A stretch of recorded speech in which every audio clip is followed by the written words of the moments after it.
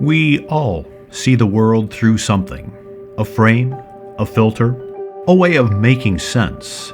But not all ways of seeing are equal, and not all lead us to truth. Because how we see shapes not just what we think, but how we feel and what we do. Some look through a lens, a narrow focus, one issue, one truth, one cause. Everything else fades into the blur behind us.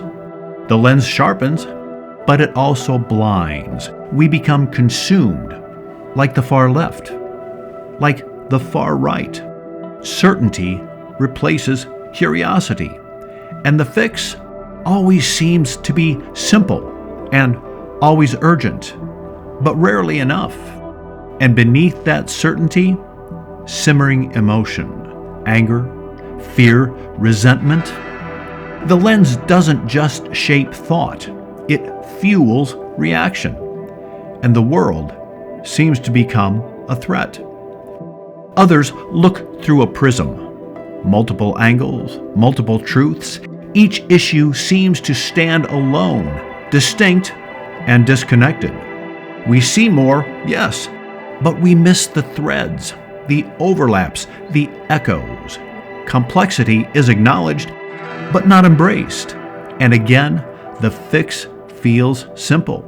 Just solve each piece, one by one, as if the world were a puzzle, not a web.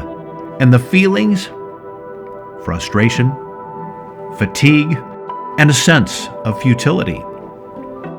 Because nothing seems to change and nothing seems to connect. Then there's the panorama, a wide, interwoven view. Issues are layered, interdependent. Nothing stands alone. Everything touches everything else. It's messy. It's humbling. It demands patience. And the fix isn't a fix at all. It's a process, a reckoning, a commitment to complexity. And the emotions here, they're real. Grief, ambivalence, and sometimes awe.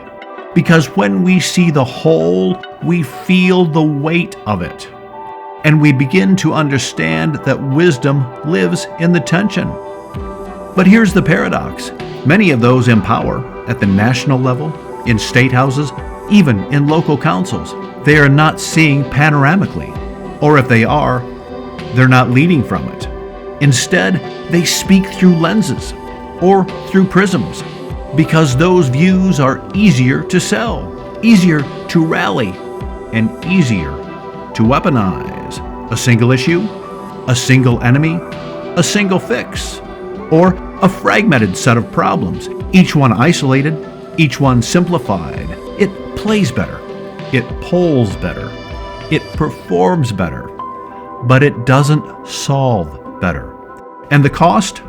Our collective emotional health, our collective physical health, our collective societal health. Because when leaders flatten complexity, they inflame emotion. They inflame fear and outrage and disillusionment. We're left reacting, not reflecting, consumed, not connected. So, here's the challenge.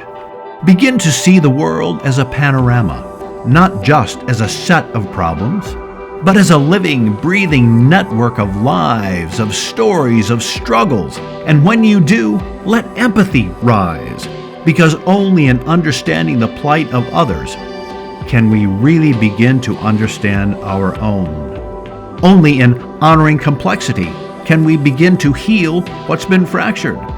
And only in feeling deeply can we begin to act wisely.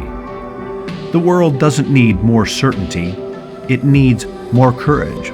The courage to see, the courage to feel, and the courage to stay with the tension until something true emerges.